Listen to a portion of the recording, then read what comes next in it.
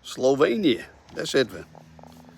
Juist kwam op Nijstrien en waar.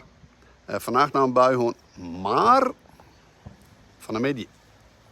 Borreltijd, dan belooft het creëert water worden. Dan gaat de zin aan, hopen we. Nou, voorlopig zitten we hier even goed. Je moet even erop uit wat fietsen, wasje, hemel, dat soort dingetjes doen.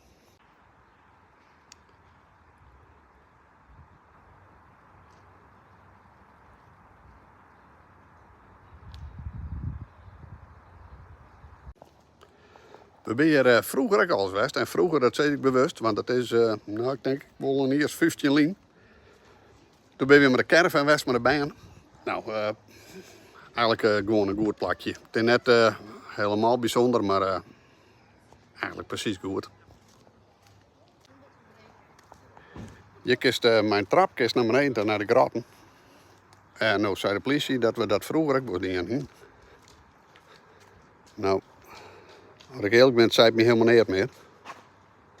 Maar het moet wel kennen hier.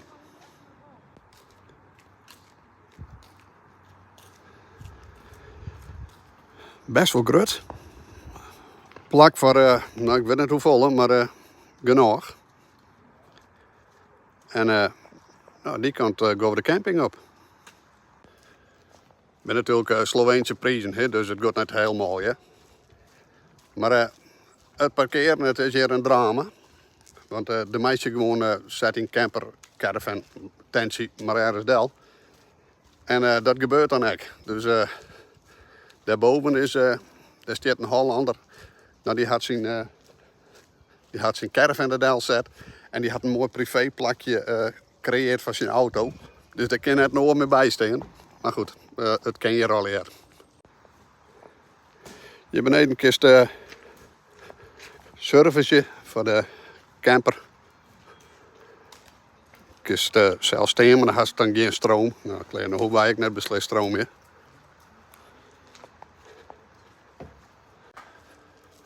Maar straks is het best wel een security over de camping. Ik denk dat het 2 kilometer als alles in de rondje kost, zeker helst. Nou, even een update van waar we binnen, dus Slovenië.